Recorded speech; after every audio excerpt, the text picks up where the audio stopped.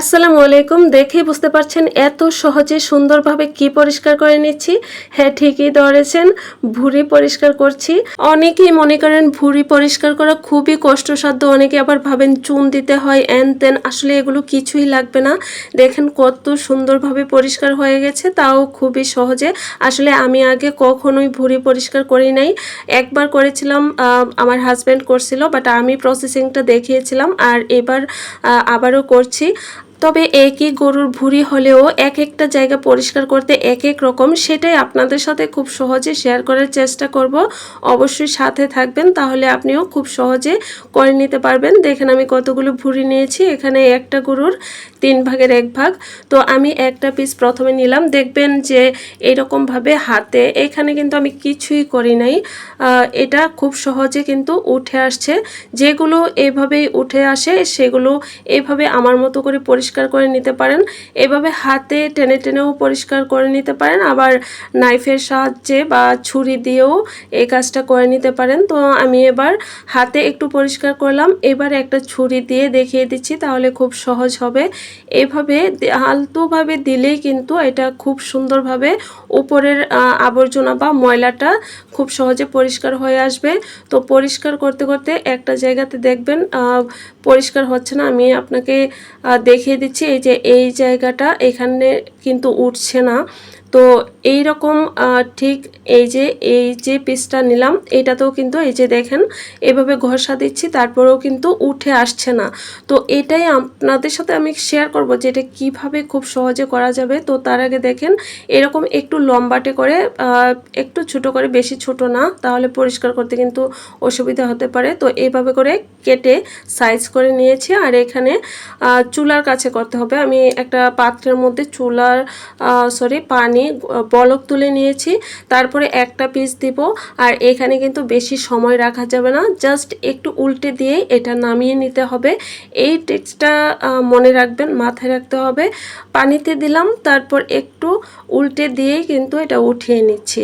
এবারে দেখেন যেহেতু এটা খুব বেশি গরম, তো আমি প্রথম ভাগটা দেখিয়েছিলাম নিচে করে, এবার তাকে দিয়ে করাবো, মানে আমার হাজব্যান্ড আমাকে হেল্প করছে। তো বেশ গরম, সেই জন্য সে কাপড়ের ক্লিপ দিয়ে এটা এক সাইডে কাপড়ের ক্লিপ লাগিয়ে তারপর পরিষ্কার করছে। তো যাই হোক, দেখেন কত সুন্দরভাবে পরিষ্কার হয়ে গিয়েছে। তবে আমি যেভাবে বললাম, পানি বলক ওঠার পরে পানির মধ্যে একটা একটা পিস করে দিবেন। আর সবগুলো কিন্তু একসাথে অবশ্যই দেওয়া যাবে না। একটা পিস নেবেন, দিয়ে জাস্ট 2-3 সেকেন্ডের মতো একটু ভালোভাবে চুবিয়ে তারপর উঠিয়ে নিলেই কিন্তু এভাবে পরিষ্কার হয়ে যাবে।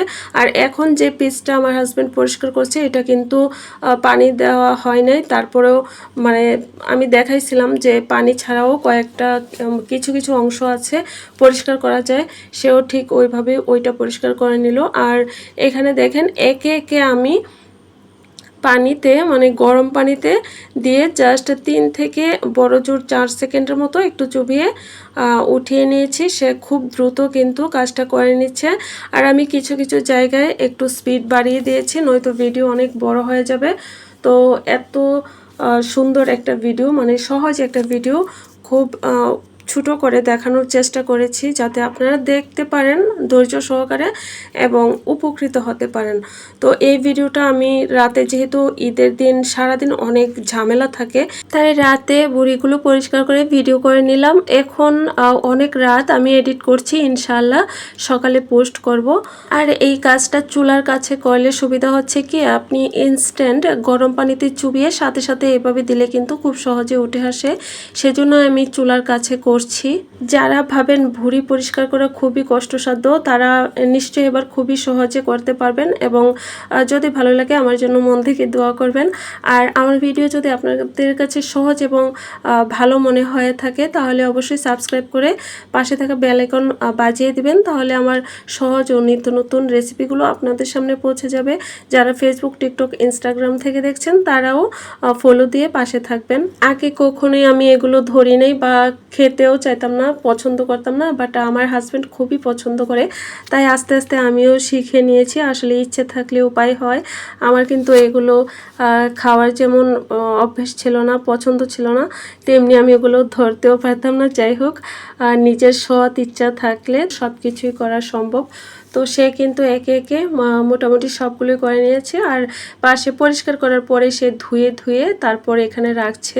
আর আমি ভিডিও করার জন্য খুব দ্রুত দেখাচ্ছি। পাশে পরিষ্কার করার সময় কিছুটা যে লেগে আছে, এগুলো আবার ভালোভাবে যখন পিস পিস করে কেটে নিব তখন আর একটু ভালোভাবে পরিষ্কার করে নিব। তো সে কিন্তু এই কাজটা আমাকে সহজ করে দিল, হেল্প করে। তো আশা করব ভিডিও আপনাদের কাছে ভালো লেগেছে। আর সবগুলো কিন্তু দেখেন শেষ হয়ে গিয়েছে। যদি ভালো লেগে থাকে অবশ্যই পাশে থাকবেন। আর এই যে দেখেন কতটা সুন্দরভাবে পরিষ্কার হয়েছে, মাশাআল্লাহ দেখেন। আর কতটা সহজে হয়েছে দেখে নিশ্চয়ই বুঝতে পেরেছেন। এটা আসলে অনেক ফেমাস একটা খাবার, দামি দামি রেস্টুরেন্টে অনেক দাম দিয়ে অনেকে খেয়ে থাকেন পরিষ্কার করার ভয়ে। তো আশা করছি এবারে সবার জন্য সহজ হয়ে যাবে। সবাই তাহলে অনেক ভালো থাকবেন। আল্লাহ হাফিজ, আসসালামু আলাইকুম।